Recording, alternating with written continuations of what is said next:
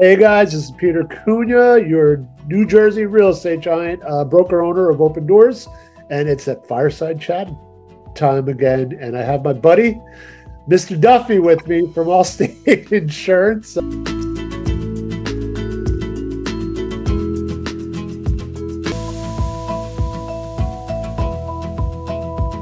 You're also an owner of your branch. You're based out of Eatontown, is that correct? Yes, sir, Peter. Yeah. So, what great things are you doing over there? Because I want to kind of get into the nuts and bolts of why I think this is a really important kind of conversation. Sure. And thank you for having me on. I appreciate the kind words when you came on. Yeah. So we're based in Eatontown, Peter, and what we're doing is, I do own it. I've owned it for almost 3 years, and we are trying to grow grow the database, grow the business through organic ways. There's plenty of companies that will call me up and say, listen, we can get these leads for you if you pay us X amount of dollars, which usually doesn't pan out. I went against conventional wisdom. Instead of hiring an outsourced out-of-country telemarketer, I hired a local woman who was retired and was looking for some part-time work. And so she makes calls, she goes into our database and makes the calls, people that were with us in the past, things like that. We're just trying to get the word out that we want to protect people. There's a lot of misnomers out there, and I'll bring up one right now: full coverage. And I've forbidden my staff to use the word full coverage, because on a car policy, full coverage means that you have liability, means that you have your personal injury protection, and it means that you have comprehensive collision in case damage to your car happens through your fault, or a deer or something like that hits you. But full coverage does not dictate limits. You can have full coverage and get sued and still lose your house because your limits are very low. And I forbid my staff to do that. And we try to tell people, oh yeah, I have full coverage. Well, you don't really have full coverage if you are, you have $15,000, $30,000 in liability limits, which is the state minimum. So that's where we try to differentiate ourselves, become an educator, become an advisor, a partner, or anything like that, a protector more than anything else. Well, you just used a couple of buzzwords that I loved, because we're going through our business plan this week for next year. And one of the things that we're focused on is culture. What do we do as a firm, right? Obviously, we buy and sell houses, do commercial properties, et cetera. But, one of the things that we really kind of took a step back is what you said was educate.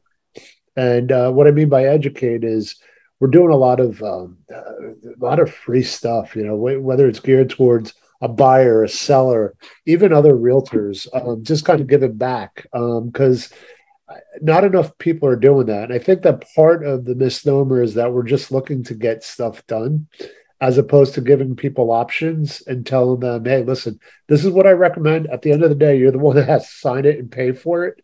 Sure. So I'm just going to kind of give you what your options are, and you take it from there. Sure.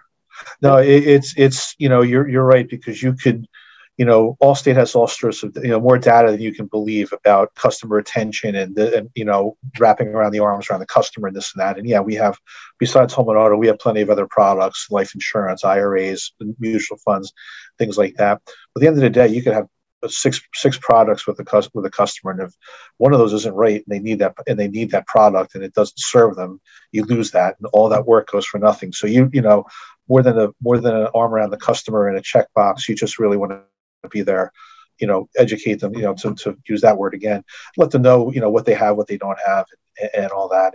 And it's I think at the end of the day, whether you own a business, but we all have hearts, we all have consciences, and you really just want to do the right thing for someone. So that's really what it comes down to. And with that, business will come, and versus trying to bums rush them with a pen and give me your checkbook information. So right. So let's get into the meat and bone. You and I, we've been in a network group for what, I want to say 2 years. About 2 years, yeah. And, a lot has changed in the real estate front. A lot has changed in the insurance front. And, this is the 800-pound gorilla in the room, which is replacement cost, right? I bought my house 3 years ago. It was assessed for almost 50, 60% more than what I paid for it. Sure. it's worth even more now. How many people are underinsured based on replacement costs? Well, probably over the last couple of years with prices going up due to COVID and availability of builders and everything like that. It's in insurance people like us, Peter, we like to insure a property for anywhere from $175 to $500 a square foot, depending upon your likes. Are you going to put, builder's grade? You're going to put granite? You're going to put gold there? So there's a different way to go there. So, you've just mentioned changes in the real estate world, and there has been changes in the insurance world. When you get into replacement costs, really, it's just, how much will it cost to replace a house if it's partially knocked down or brought down. And I get into this conversation with the people a lot, and it's different now than it was years ago, where, we would say to someone, hey, based off of our calculations, it would cost $500,000 to replace your house. And the response I would get was, oh, there's no way I could get $500,000 for this house. It's, houses on the street are selling for $350,000, $375,000.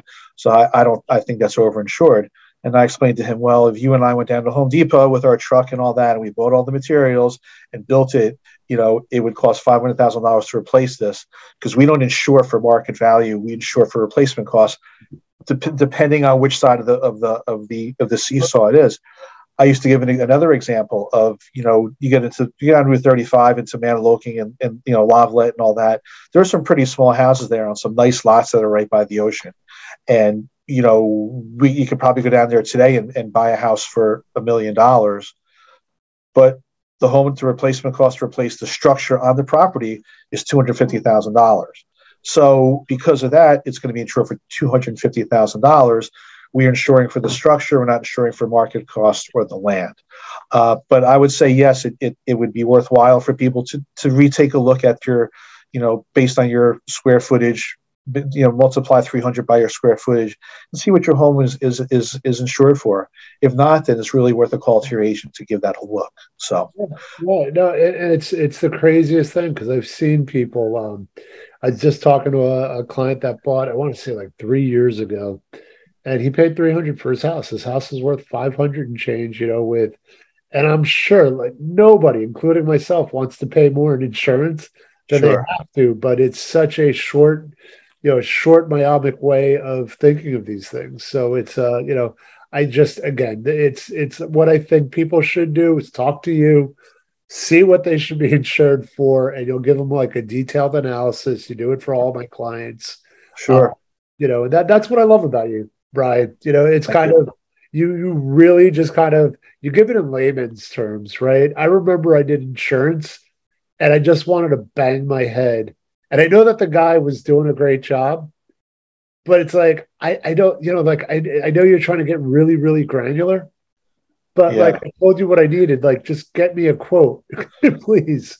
You have to be able to speak to somebody so that they understand it. Like you have the language of the real estate world, where if you sat down with the customer and you started using your textbook terms, their eyes are going to glaze over. And you have to talk to people like that.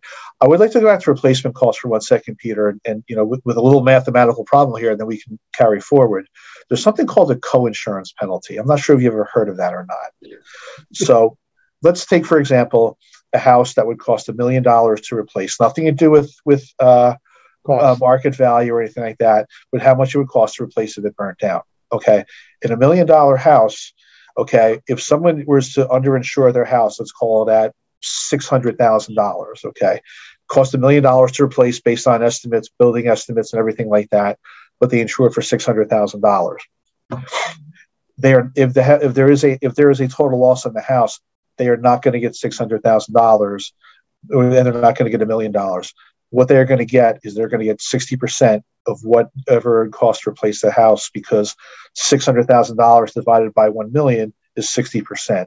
So there is a little penalty in there for underinsuring your house. So it really is imperative for people to really take a good look at that and make sure that they're insured for the proper amount, because you don't want to, conventional wisdom would say, well, if it's $1 million house, I'm insuring it for $6 million. I'll take the $600,000 check and run away if the house is a complete loss. It doesn't work that way. So there's just, that could be generational. That could be a generational wealth issue going forward if something like that happens. So really, people should just take a look and do the simple mathematical, $300 times their square footage and see if they're covered. So that's very important. You hear that, people that you guys are watching on this video? Call Brian and make sure that you're covered so you don't get penalized. There's my guy right there. There he is right there. So there he is. We're ready to help you. Yeah. No, so Brian, you mentioned something when we were kind of prepping or getting ready for the call. You're working on a book. What's this book about?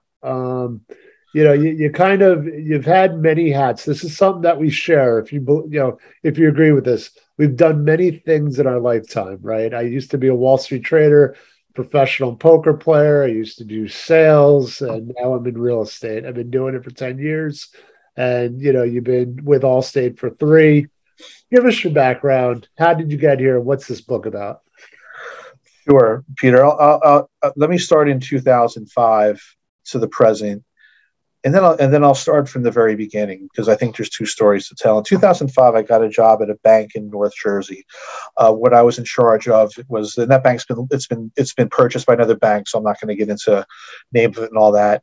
But what I did is I got hired with no experience. In 2005, I had no business experience whatsoever.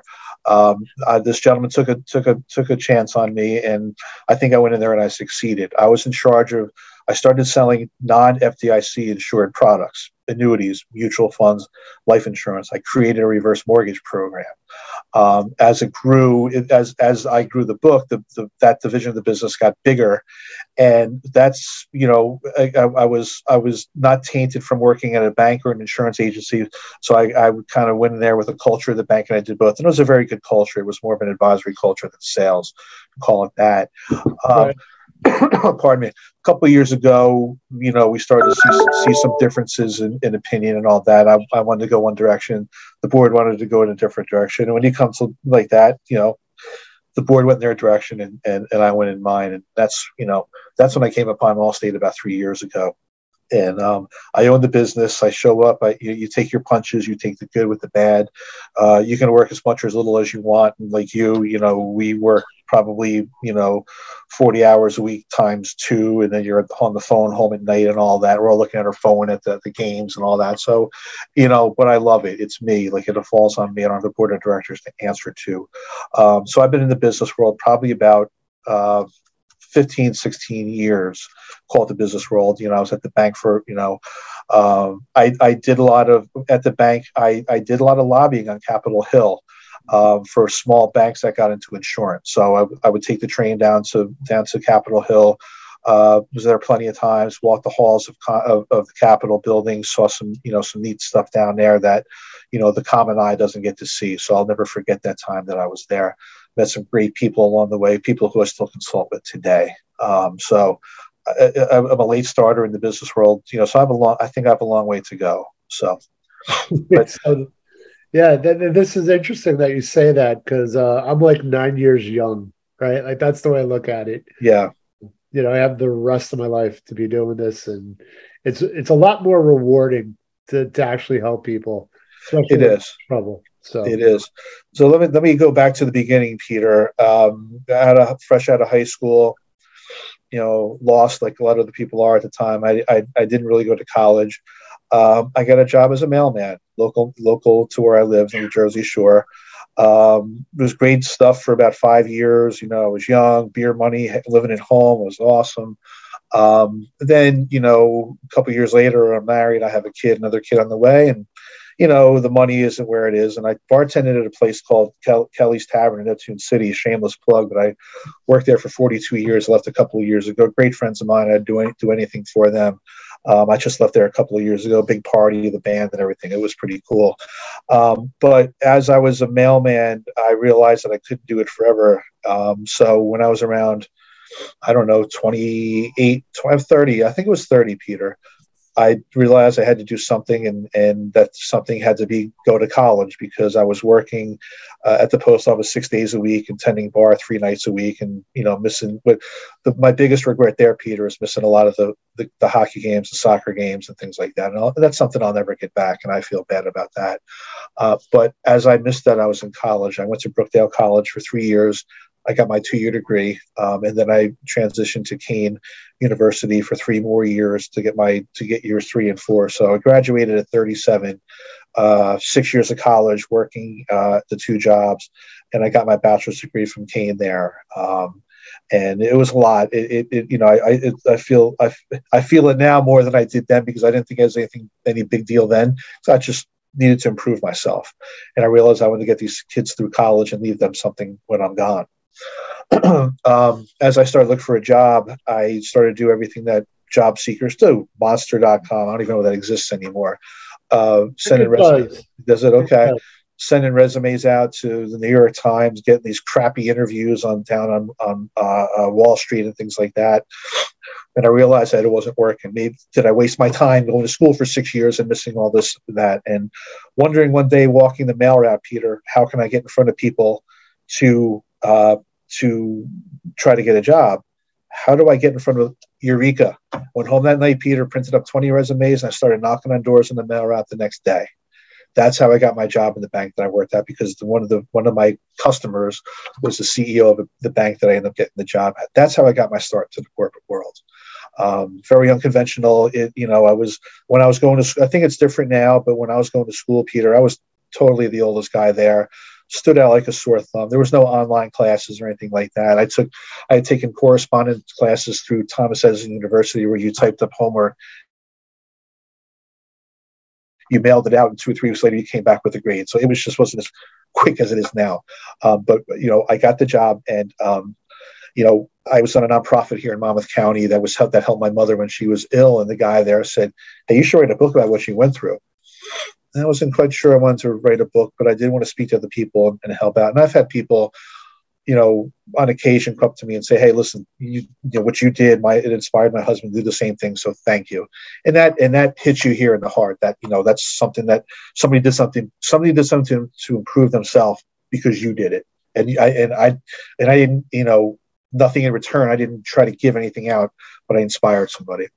So I met a well-known speaker. He's well-known in the country now, but he was small back then.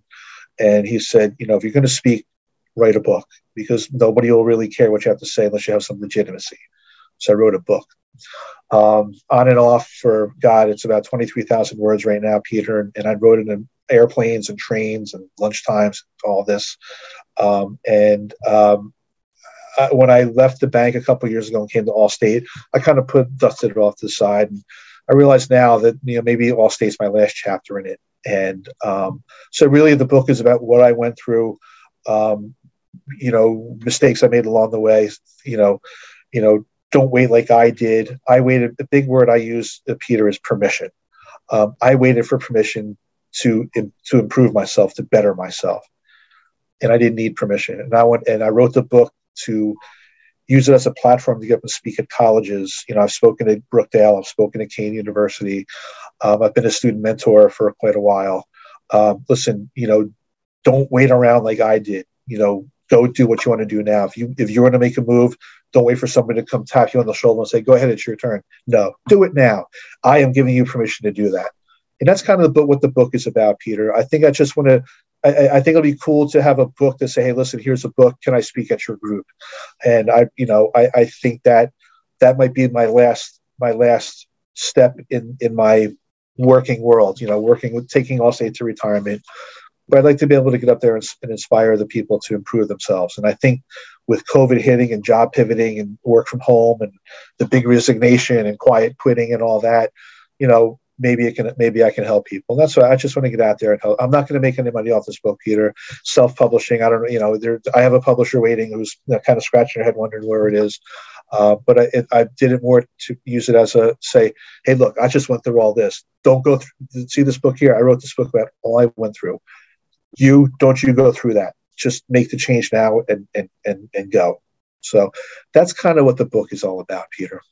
That's it's an amazing story. If you want to give a plug, you mentioned the speaker's name that had a pretty big influence in your life. Feel free to do that. We don't hold back here. So Sure. His name is John Gordon.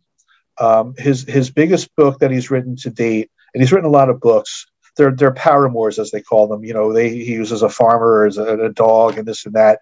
But his biggest book was a book called The Energy Bus. And if you are so inclined that you're on Amazon or Barnes and Noble and you see this book, read it. It's a wonderful book. I met and John Gordon he's a speaker for national football championship, Clemson University, I believe. He was the motivational coach for the Los Angeles Rams that won the Super Bowl last year. Pardon me. But I saw him speak in front of a group of about 40 other people when he was first started. And that's how I got to speak with him. So, what he's done in the last 10 years is I'll never do that. But he knew what he was talking about back then. And that's where I'm just about there, Peter. I mean, it's been almost there for quite a while, but, eventually I have to, I fear, Peter, that if I decide not to do it and just throw it away because it's been so long, but in my heart, I fear that, if there's something in that book that can help people and I don't get it out there, that's a tough thing to live with. So, all right. So I'm going to do what everybody always does to me. When is this book going to be finished? October, Peter, my goal is to get it to the publisher by October 15th. Okay, let's do it. Can I check in with you on October 15th? You certainly may. I'm sure you're familiar with the Kindle space and all that. I have a Kindle account set up there, but I'd reached out on a LinkedIn group of authors that I'm on, and they gave me the name of a local publisher.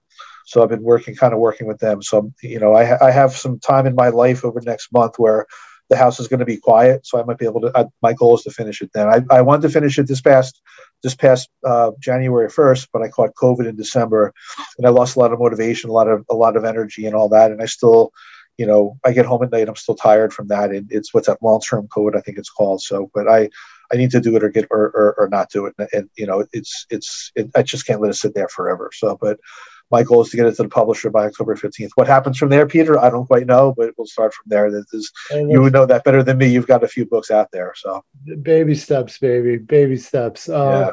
So one of the things that, and again, if you would agree with me, it's I went to a Tony Robbins event about 8 years ago, and I was so inspired after I went to the event, and similar to John Gordon, I guess, or your experience there, that one of the things that now is my time, and we've spent so many years kind of in what's essentially Groundhog's Day. And I never really understood what Groundhog's Day meant, but now I get it, right? It's like, it means something to me. And it's like, I wake up every day and I remember, it's always like, don't let other people like stop you from doing the things that you need to be doing.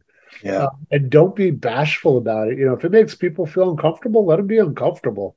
Sure. It doesn't matter. You're not paying rent in their headspace. Sure. I wanted to show you the first tattoo that I got on this arm. As you can see, it's completely covered. Sure. Literally says, "Now is my time."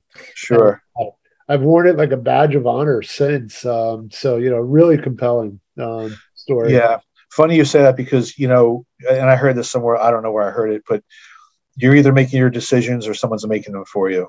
You make your own decisions and feel good about it and go forward. So, but it's a great tattoo.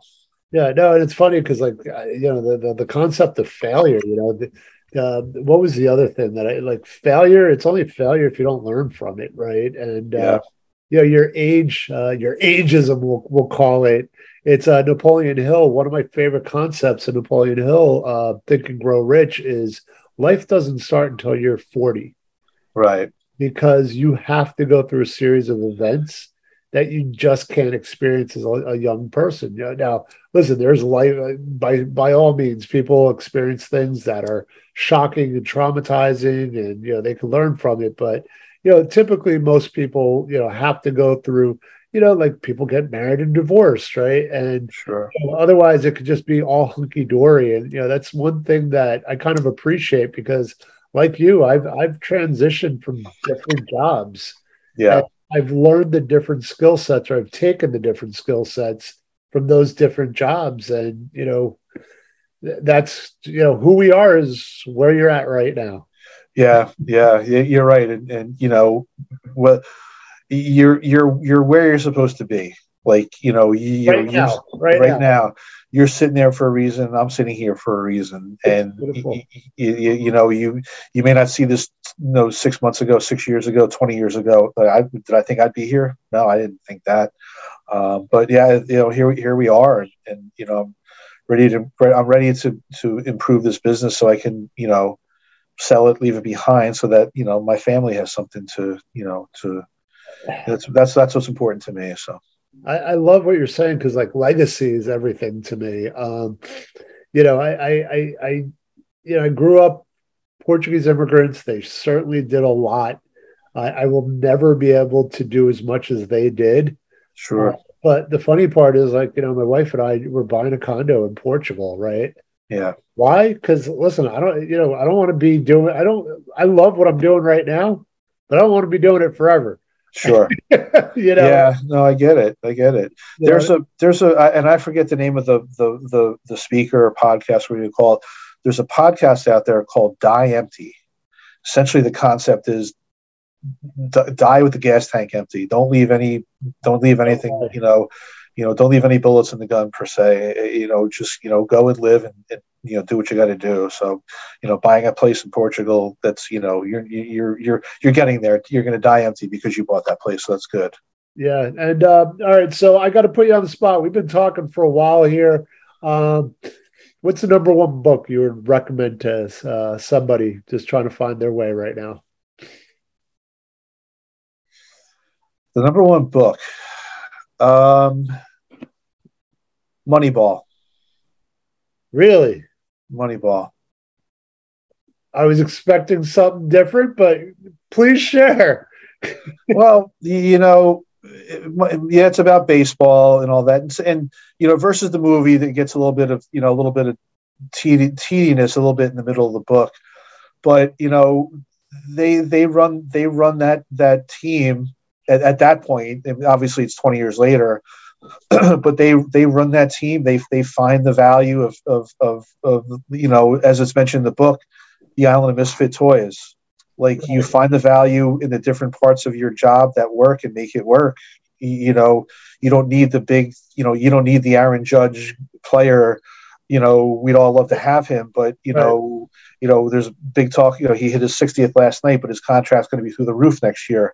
Okay, that team couldn't afford that. They had to find ways to patchwork things together and make it work, and they went to the playoffs that year. So I think it's a really good way to, find the value in your business and move forward with it without the money tree growing. So that I like that book as as a way to follow it as a business versus just a baseball team. I did it, I reference as a business versus just I couldn't name one Oakland A right now. But I thought that book was really good. Right. And just to stay on the whole Michael Lewis theme, I don't know if you've listened to his podcast, but beyond brilliant. Is it really? Yes. I like him as an author. I've read a few different of his books. Yeah, I like him. Yeah. So his podcast is it's on content that is pretty good, but not big enough to write into a book. So sure. Appreciate you bringing me back to those podcasts. I don't even know if there's a third season or not, but if there is, I stopped listening after the second season, so I got to get to visit. Hey, Brian, thank you for your time. Listen, how do people contact you if they need insurance questions asked or their policy reviewed? Well, Peter, my email, which is brianduffy@allstate.com. They could Google Allstate Eatontown. And those are probably the two best ways to do it. That you'll find the phone numbers on there. I'm not going to get too detailed and start rattling off everything like that. But just Google Allstate Eatontown and shoot me a message, shoot me a phone call, whatever it may be. And I will. Let me touching on the theme of baseball and going back to my mailman days. For those who are older like me, used to listen to Phil Rizzuto on TV on Channel 11. Holy He on my mail route, he had a house. It was as a second vacation or whatever it may be. And I asked him, my daughter was born about that time, and I asked him, will you announce my daughter's birth on TV? And they were leaving on a road trip. So about 2 weeks after that, the sixth inning of a game against the Texas Rangers, he actually announced my daughter's birth on TV because he would announce birthdays and restaurants and all that. And I can't get a hold of the tape. I wish I could, but yeah, that kind of ties the Yankees in the mail and my postal career and everything in though. But this is wonderful, Peter. I really appreciate this. This is a good thing you're doing, and as this book, and I don't know what it looks like, what it's going to be called, what I'm going to call myself, but I'd like to copy your blueprint doing things like this. So thank you very much. I appreciate you, Brian. Anytime, buddy. Like I said, you're my go-to guy when it comes to homeowners insurance, and we could go on for days about the bundling and all that other stuff. But I appreciate your time for today. All right, Brian. All right, man. Listen, have a good day and be safe. Go Yankees.